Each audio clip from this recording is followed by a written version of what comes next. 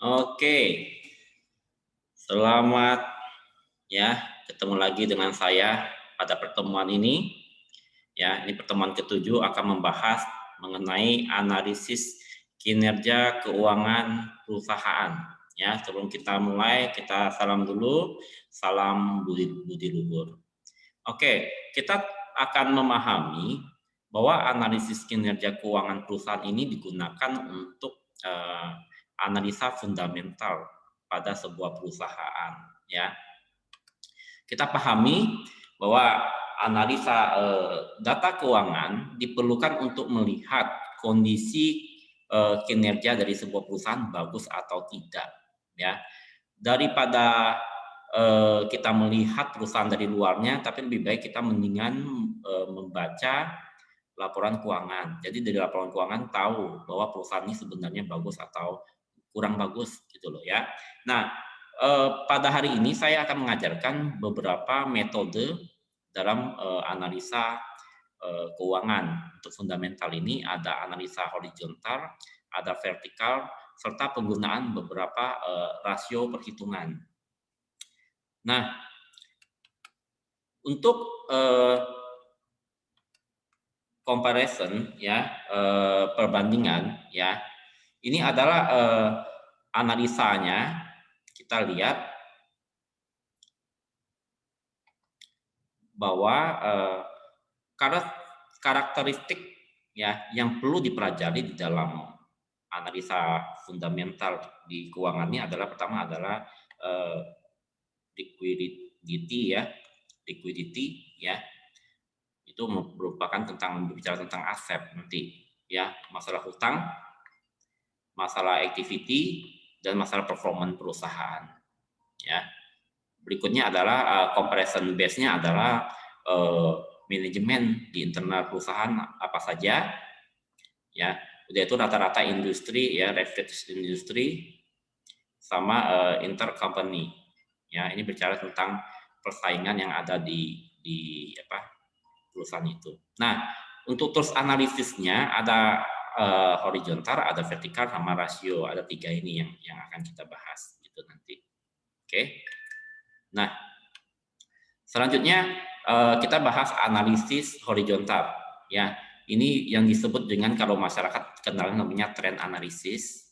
Ya, yaitu suatu analisa membandingkan satu pos laporan keuangan dengan periode pos yang sama di periode yang sebelumnya. Nah, jadi periode yang menjadi patokan itu biasanya tahunan atau kuartalan. Biasanya kalau kita bicara saham, biasa laporannya ada 4 kuartal, ya, di mana satu kuartal itu terdiri dari 3 bulanan gitu loh. Ya, ini analisa horizontal. Berikutnya ini contoh adalah ilustrasi analisis horizontal, ya. Misalnya ada dari laporan di sebelah kiri saya bahwa ada peningkatan aset di sini mencapai 15%, ya, yang disebabkan karena meningkatnya adalah laba gitu loh ya. Oke, sedangkan di sini hutang berkurang 1,9%. Ya, saya next lagi. Nah, ini contohnya horizontal yaitu membandingkan pos yang sama tetapi menggunakan pos yang sama tapi periodenya beda ya. Nah, kalau analisis vertikal ini kebalikannya, ya disebut dengan common size analysis ya. Jadi metode membandingkan dua akun dalam periode yang sama ya. Misalnya pos akun total aset ya, total hutang dan ekuitas ya, serta pendapatan penjualan biasanya juga di sini masukin. Saya kasih contoh. Nah, ini contohnya nih ya. Contohnya di sini misalnya analisis vertikal adalah dapat dilihat bahwa rasio laba ditahan terhadap total utang, jadi liabilities itu hutang, dan ekuitas atau modal mengalami peningkatan yaitu 32,9% menjadi 39,7% ya. Jadi membandingkan eh, pos yang berbeda dalam satu periode. Nah, ini yang namanya analisis vertikal. Ya, ini contohnya. Ya, ini umum lah seperti yang kita biasa lihat ya. Berikutnya adalah analisis rasio yang menghubungkan eh, atau menganalisis hubungan antara beberapa pos yang terdapat pada laporan keuangan, misalnya membandingkan rasio likuiditasnya, rasio aktivitas, rasio pembiayaan, rasio kinerja dan sebagainya, ya. Nah, ini adalah contohnya adalah sebuah rasio tunggal tidak akan banyak bermanfaat apabila hanya berdiri sendiri. Ya memang ya. Jadi ini adalah industri average. Kadang kita sebelum membeli saham juga kita harus paham bahwa kita harus membandingkan dengan perusahaan lainnya.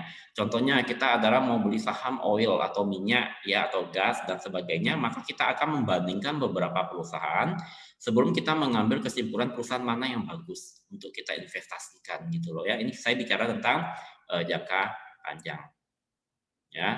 Oke, saya rasa sampai di sini dulu ya untuk yang praktikumnya nanti ada di grup ya kita praktikumnya.